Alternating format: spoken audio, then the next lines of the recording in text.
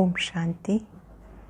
आज बाबा के 18 मई 2021 के साकार मधुर महावाक्य हैं। आज की मुरली में बाबा ने रूहानी यात्रा का महत्व समझाया कि आप बच्चों को रूहानी बाप रूहानी ज्ञान देते हैं, रूहानी यात्रा सिखाते हैं। रूहानी यात्रा क्या है? देह अभिमान छोड़ देही अभिमानी बनो, आत्म अभिमानी बनो। इस देह को भूल जाना है। कालों का काल बाबा सबको वापस घर ले जाने के लिए आए हैं। महामंत्र देते हैं बाबा, मन मना भव। गीत चला ओम नमो शिवाय। बाबा ने कहा ये ऊंचते ऊंच बाप की महिमा है जो सभी आत्माओं का बाप है। सभी आत्माएं जानती हैं कि बाबा ऊंचते ऊंच है, ज्ञान सागर है, सुख सागर है।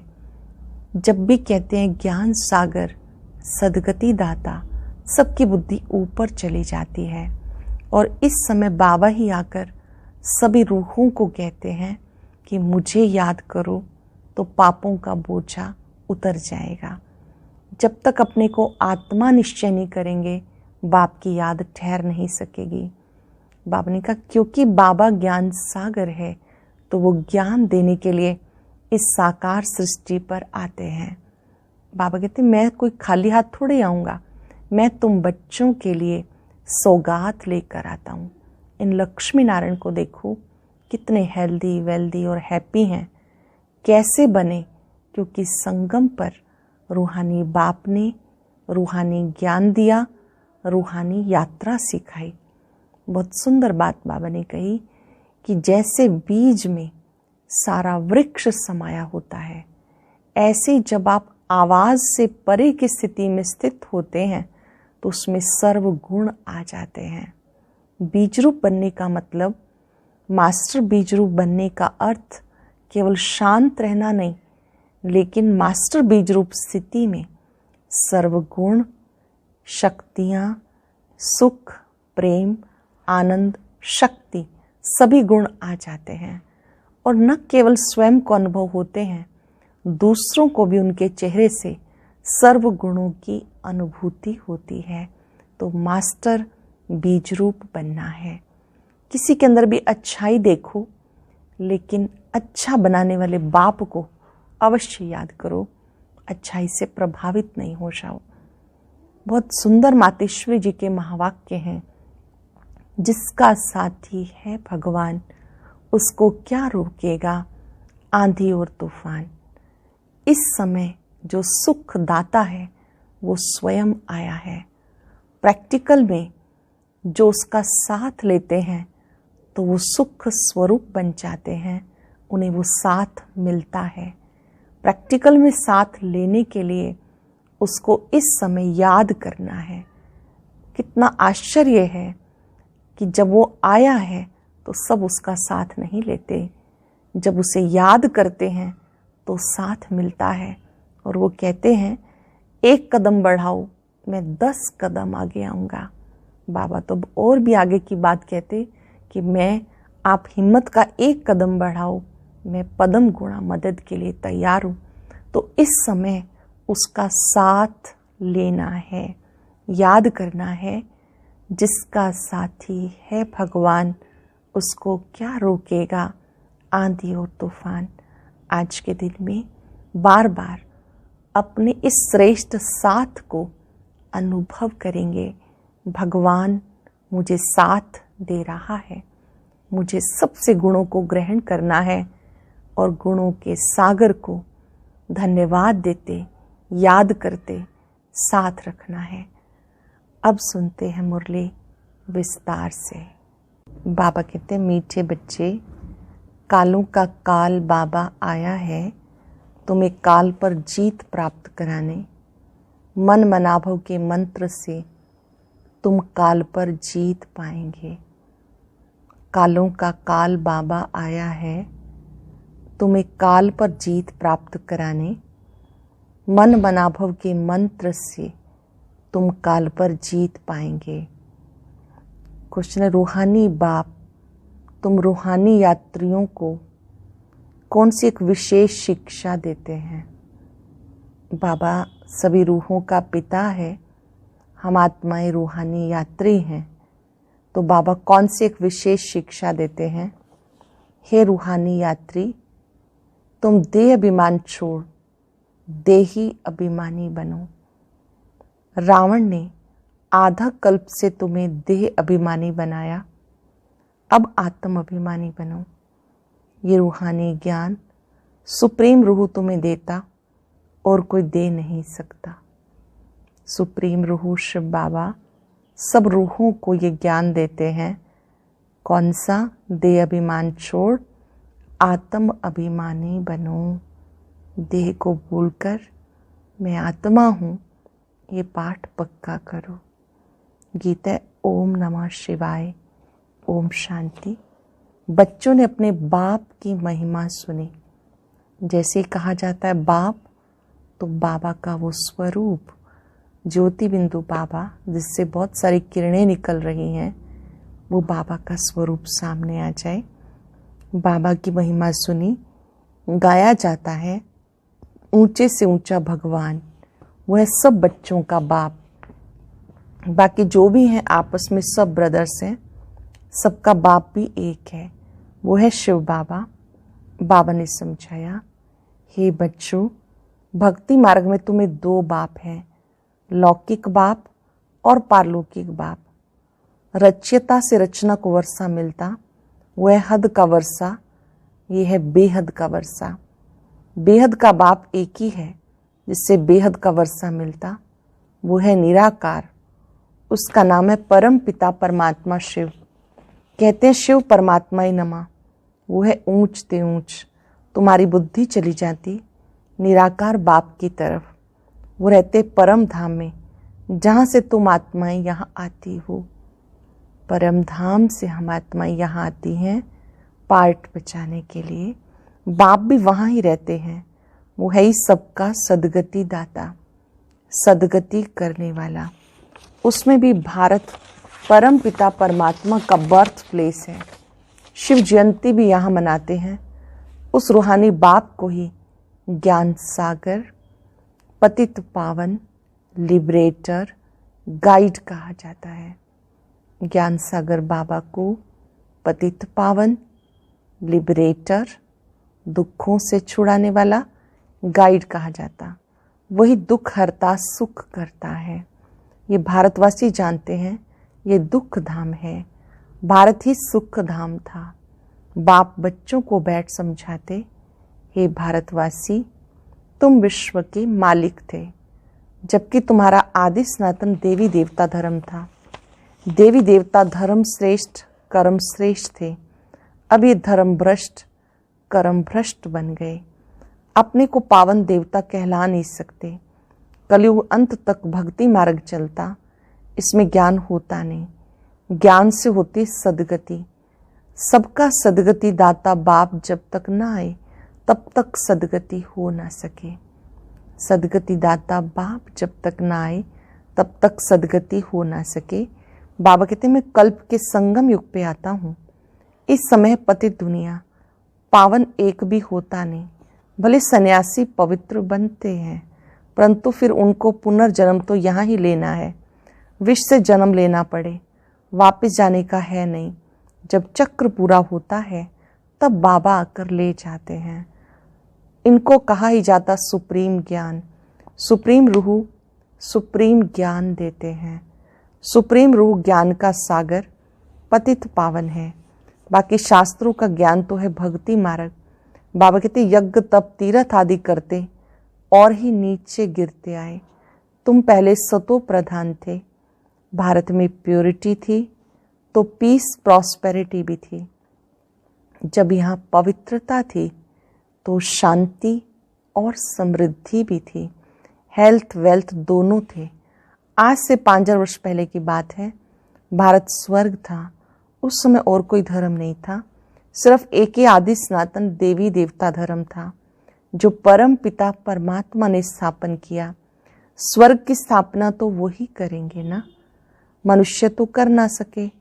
ऐसे तो नहीं कहेंगे कृष्ण रचयिता है, नहीं, रच्यता एक ही निराकार शिव है, बाकी उनकी रचना। रच्यता से ही रचना को वर्षा मिलता है।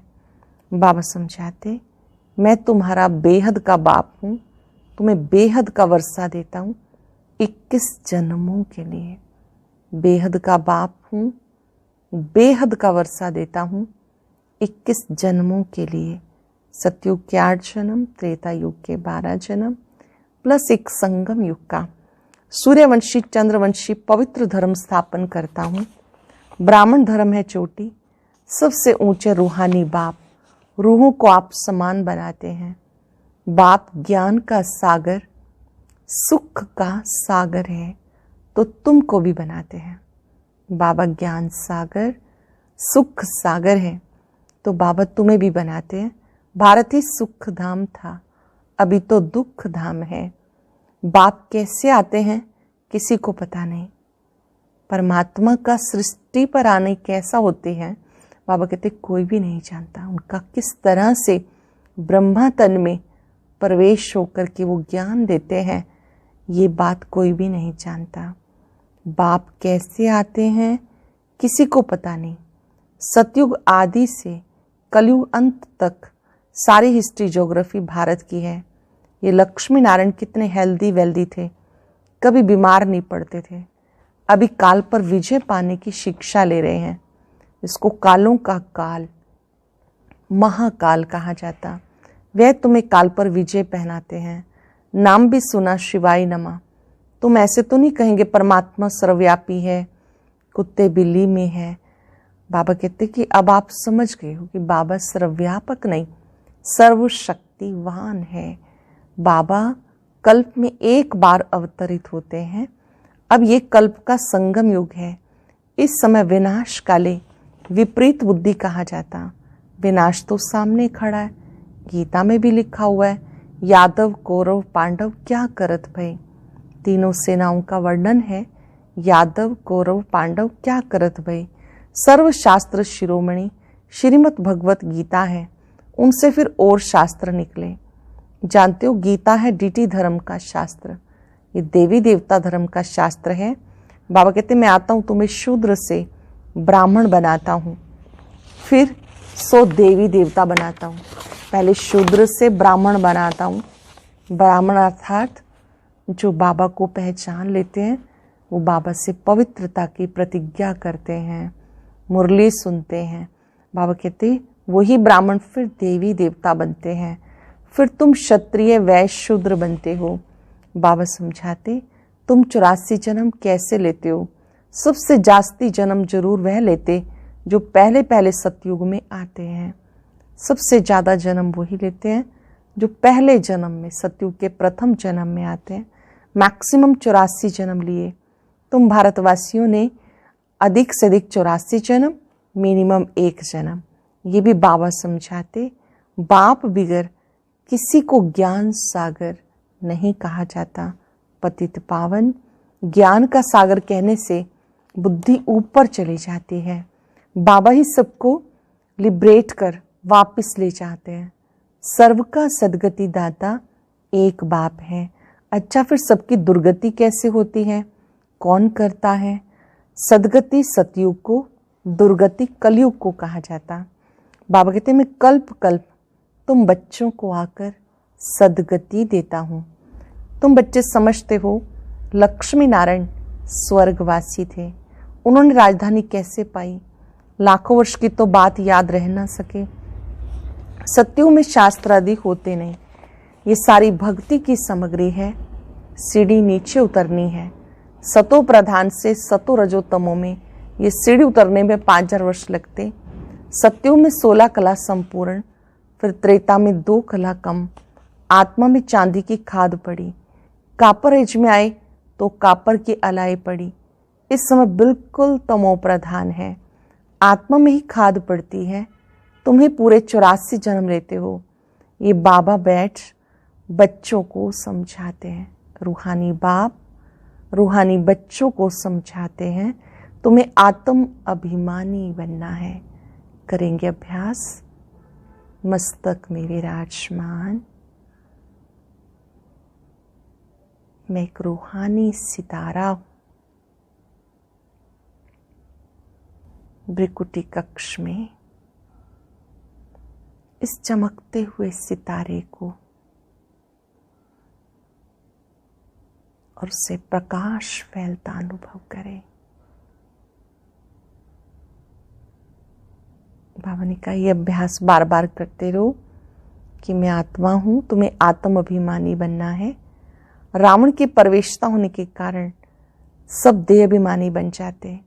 अब अपने को आत्मा समझना है। हम ही 84 जन्म ले भिन्न भिन्न पार्ट बचाते आए।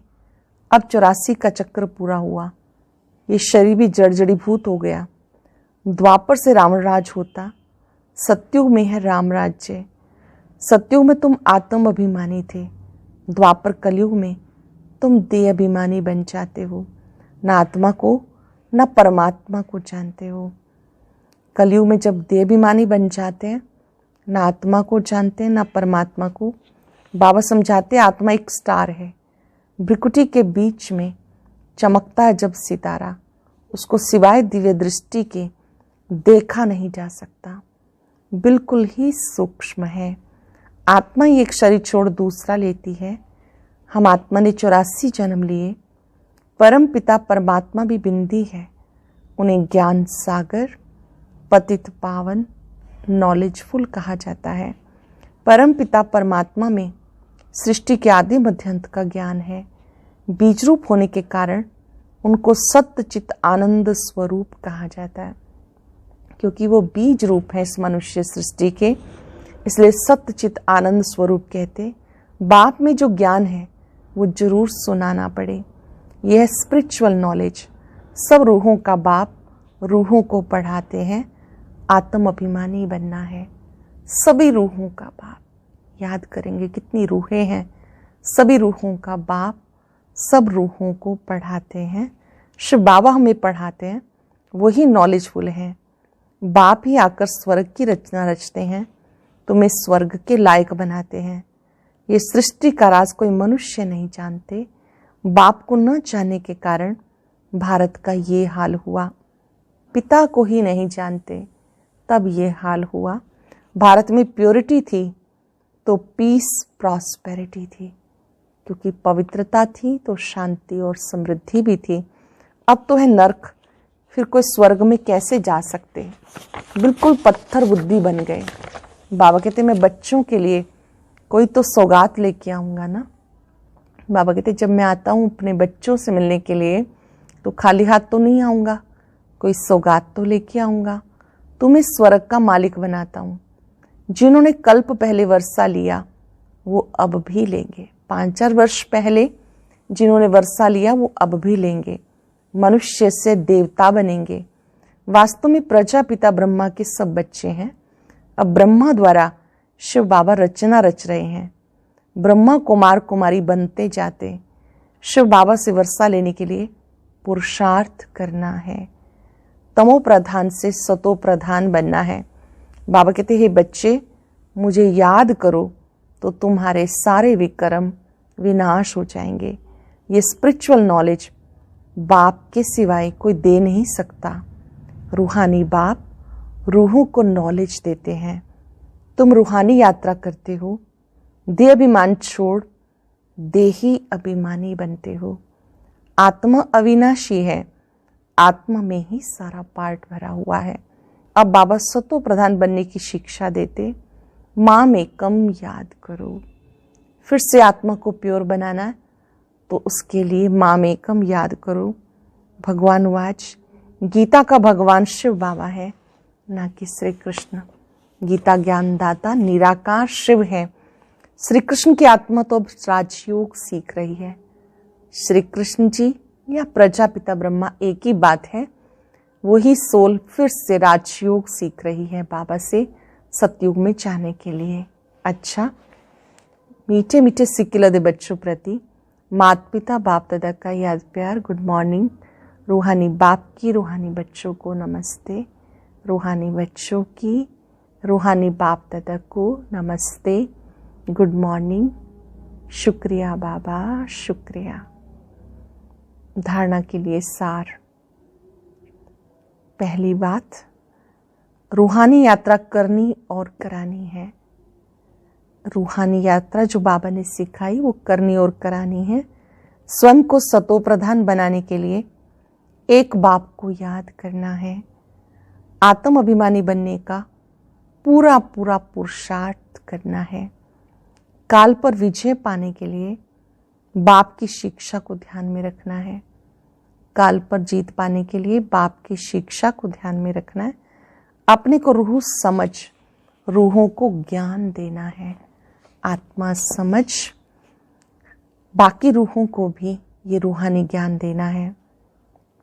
वरदान है, आवाज से परे की स्थिति में स्थित हो सर्व गुणों का अनुभव करने वाले मास्टर बीज रूप भव। आवाज से परे की स्थिति में स्थित हो सर्व गुणों का अनुभव करने वाले मास्टर बीज रूप भव। जैसे बीज में सारा वृक्ष समाया हुआ होता है, वैसे आवाज से परे की स्थिति में संगम युग के सर्व विशेष गुण अनुभव में आते हैं। मास्टर बीज रूप बनना अर्थात सिर्फ शांति नहीं, शांति के साथ ज्ञान, अतीन्द्रिय सुख, प्रेम, आनंद, शक्ति आदि आदि मुख्य गुणों का अनुभव करना। ये अनुभव सिर्फ स्वयं को नहीं होता, अन्य आत्माएं भी उनके चेहरे से सर्व गुणों का अनुभव करती हैं। एक गुण में सर्व गुण समाये हुए रहते हैं। मास्टर बीज रूप बनने से ज्ञान, अतीन्द्रिय सुख, प्रेम, आनंद, शक्ति सब गुण बढ़ते जाते हैं और दूसरों को भी अनुभूति होती है। बहुत सुंदर स्लोगन है आज की मुरली का। बाबा ने कहा, अच्छाई धारण करो लेकिन अच्छाई में प्रभावित नहीं हो जाओ। किसी के अंदर कोई अच्छा गुण देखो तो स्वयं में धारण करो लेकिन प्रभावित नहीं हो जाओ। ऐसा ना हो कि बाबा ही भूल जाए, उस व्यक्ति की याद आती रहे। किसी को भी वो गुण देने वाला बाबा है तो गुण दाता वो सदा याद रखना चाहिए। अब मातेश्वरी जी के अनमोल महावाक्य हैं, अटेंशन से सुनेंगे। जिसका साथी भगवान है उन्हें क्या रोकेगा आंधी और तूफान। जिसका साथी है भगवान उसको क्या रोकेगा आंधी और तूफान। देखो, ये गीत सिद्ध करता है आत्मा और परमात्मा दो चीजें हैं। ना ईश्वर सर्वव्यापी है, क्योंकि जिसका साथी है ईश्वर वो हाजिर होते हुए फिर भी सृष्टि में इतना दुख क्यों, मनुष्य इतने कंगाल मोहताज क्यों। परमात्मा सुख स्वरूप है, तो सर्वव्यापी परमात्मा कहना गोया वो तो इंसल्ट करना है। भगवान के हाजिर होते दुनिया सुख स्वरूप होनी चाहिए या दुख रूप होनी चाहिए। जब ईश्वर हाजिर नाजिर है, उपस्थित है, तो दुनिया सुख स्वरूप होनी चाहिए कि दुख रूप। फिर परमात्मा को पुकारने की दरकार क्यों। तो इस समय परमात्मा स्वयं हाजिर होता है। परमात्मा एक ही बार आता है, तब उनको हाजिर नाजिर कह सकते हैं। कल्प में एक बार वो अवतरित होता है, उस समय हाजिर नाजिर कह सकते हैं। बाकी उनकी याद सबके दिलों में जरूर व्यापक है। शरीर को चलाने वाली शक्ति हर एक में भिन्न भिन्न संस्कार वाली आत्मा है, ना कि परमात्मा। अब विचार करना है, परमात्मा का साथ क्यों लिया। इस माया के आंधी और तूफान से पार होने के लिए जरूर कोई माया का तूफान है, जिससे पार होने के लिए परमात्मा का साथ हम आत्माएं मांगती हैं। अगर वो हाजिर होता तो ना माया की उलझन होती, ना उनका साथ लेने के लिए याद करना पड़ता। तो हम आत्मा और परमात्मा दोनों का इस खेल में पार्ट है। तो जब परमात्मा आता है तो उनका पूरा साथ लेकर वो हमको साथ लेके जाते हैं, तब माया के तूफान से छूट पाएंगे। उनका हो जाना है, उनका साथ लेना अर्थात उनके बन जाना, निश्चय बुद्धि हो जाना, तब माया के तूफान से छूट जाएंगे।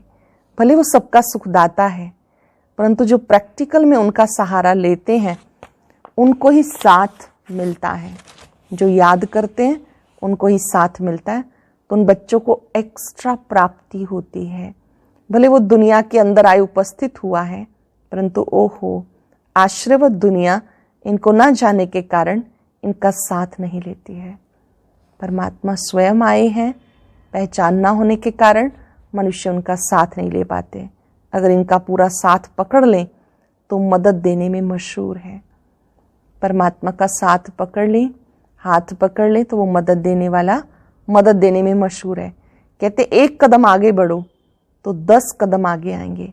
तो वो संपूर्ण वर्षा देते हैं जिसमें कोई अपूर्णता नहीं होती है। आप हिम्मत का एक कदम बढ़ाओ तो वो पूरी मदद करते हैं, उसमें कोई भी अभाव नहीं रहता है। आज हम चलते फिरते याद करेंगे, जिसका साथी है भगवान, उसको क्या रोकेगा आंधी और तूफान। उसका साथ लेना है, उसको साथ रखना है, उनका बन जाना है। ओम शांति। आज की अव्यक्त मुरली जरूर सुने। उसके लिए ऊपर दिए गए बॉक्स को टच करें।